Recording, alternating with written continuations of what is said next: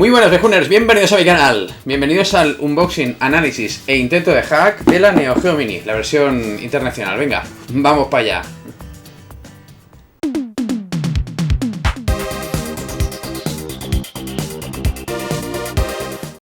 Comenzaremos a ver la consola desde lo más exterior, que es la caja, hasta el interior de sus entrañas. Ya lo veréis. La caja es extremadamente pequeña, como la consola en sí. Para que os hagáis una idea, es un poco más pequeña que una caja de un juego de Super Nintendo. El cartón de la caja es de muy buena calidad y el diseño es muy chulo, está bastante bien. Aquí explica pues que viene con 40 juegos. Los juegos que vienen, para que lo tengáis claro, son las versiones de la consola Neo Geo, no son las versiones arcade. Detrás podéis ver el detalle de los juegos. Por ejemplo, podéis ver que lleva el Metal Slug, pues el 1, el 2, el 3, el 4, el 5 y el X.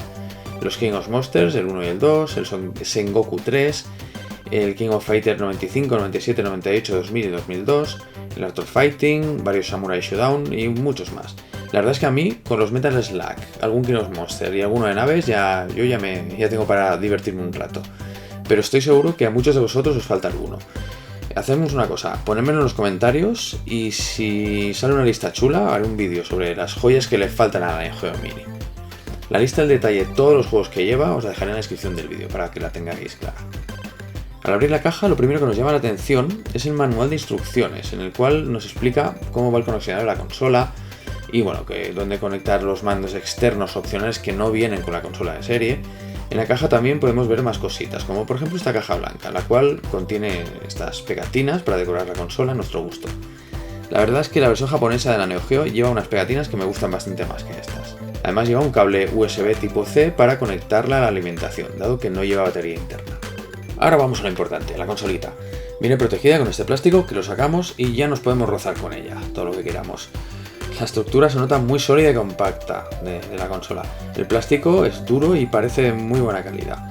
Lo primero que destaco es que la palanca no es un stick arcade con microswitches, es una palanca analógica, típica de los mandos de nueva generación.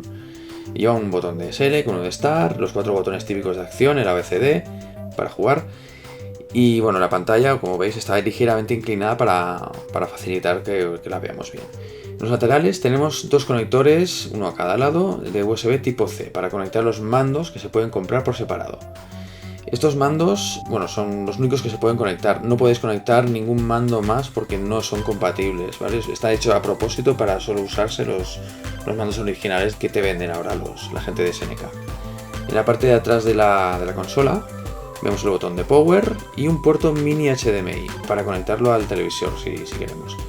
Ojo, no es HDMI, es un mini HDMI, por tanto si queréis conectarlo tendréis que comprar un cable especial que sea de esa manera. Después también podemos ver una toma de auriculares y por último el conector de alimentación, al que conectaremos el cable que viene con la consola. Ojo, no viene alimentador con la consola, necesitaréis un alimentador que bueno, yo creo que con uno de 1 amperio ya sería suficiente. Incluso si lo conectáis a un puerto USB de un ordenador también arranca la consola. Una vez conectada la alimentación a la consola, le damos al botón de Power y arrancará en poquitos segundos el menú. El menú que se nos presenta es el que veis. Podemos movernos con él con la palanca y aquí vemos las opciones de configuración que lleva, en las que podemos cambiar el idioma del menú, el orden en el que presenta los juegos, el brillo de la pantalla y el volumen del audio. Para salir le daremos al botón B. En las otras opciones nos darán las direcciones de una web de ayuda, por si acaso necesitáis ayuda para moveros por el menú. Luego tenemos el Twitter y el Facebook de SNK y información sobre el copyright de la consola. En el menú principal podemos seleccionar los juegos, muy al estilo de las consolas que estáis acostumbrados a ver en el canal. La Super NES Mini o el Commodore 64 Mini. Nos vamos moviendo y bueno, con la A cargamos el juego. Una vez cargamos el juego, una vez está ejecutado, si hacemos Start y Select a la vez, nos saldrá este menú. En este menú podemos hacer varias cosas. Podemos guardar partidas, como en otras consolas. Se pueden guardar hasta 4 partidas para cada juego. Y podemos cambiar esto que veis, ¿no? Un poco el volumen del juego y alguna cosita más. Corroboro totalmente lo que dice todo el mundo sobre esta consola. La consola es pequeña, ¿vale? No nos vamos a engañar. Fijaros en comparación con una Game Boy clásica, la pongo al lado y así veis pues un poco de qué tamaño estamos hablando. Aparte del tamaño, es de destacar que pesa 390 gramos, pesa bastante. Y en la parte baja lleva unas pequeñas gomas que hacen que se sujete bien a la mesa sin deslizarse. Los botones, la verdad es que responden muy bien. No son mecánicos, llevan gomas, ¿vale? Como un mando de Super Nintendo, por ejemplo. Y la palanca analógica se nota que, bueno, es de calidad, pero claro, no es un stick arcade. O un mando de los originales de Neo Geo CD, que lleva micro switches. Por lo que la experiencia de juego, bueno, todo y que no es negativa, no tiene nada que ver con los mandos originales. En general la jugabilidad, aun con todo lo que os he explicado, es cómoda, ¿vale? Se juega bastante bien. Aunque no recomiendo que estéis muchas horas porque al final puede llegar a ser un poco incómodo. Pero para estar un rato, la verdad es que se juega muy cómodo y se está bastante bien. Si quieres mejorar esta experiencia de juego, obviamente, pues bueno, tenemos la opción de comprar los mandos opcionales. La pantalla es de 3,5 pulgadas y la verdad es que se ve bastante bien. Cumple su función a la perfección. Tiene los colores luminosos, un buen nivel de brillo y de nitidez va bastante bien. El ángulo de visión la verdad es que también está muy bien. Si os fijáis, si la giramos, pues bueno, se ve bastante bien. Eso es indicativo de que la pantalla no está nada mal. El audio de la consola no es de lo mejor, la verdad. Se escucha excesivamente estridente, por lo que es recomendable bajar el nivel de volumen, dado que, bueno, en algunos juegos tiene el sonido muy fuerte y saturan los altavoces. En conjunto, la Neo Geo Mini no está mal. Se deja jugar y podemos, bueno, disfrutar de una experiencia jugable que no está nada mal. No percibo input lag de ningún tipo. Y la ejecución de los juegos, pues bueno, la hace correctamente. Incluso se llegan a notar ralentizaciones de algunos juegos que en sus versiones originales también se notaban. Por lo que la emulación que hace la consola es, bueno, bastante buena. Ojo, siempre estamos hablando de jugar con la consola en su propia pantalla. Una de las funcionalidades que lleva esta consola es que se puede llegar a conectar a una televisión grande, como os he dicho al principio del vídeo. Al hacerlo podremos ver pues, más en detalle la calidad de la imagen que puede llegar a sacar. Cuando entremos en modo pantalla grande, podremos ver que en la configuración aparecen nuevos parámetros.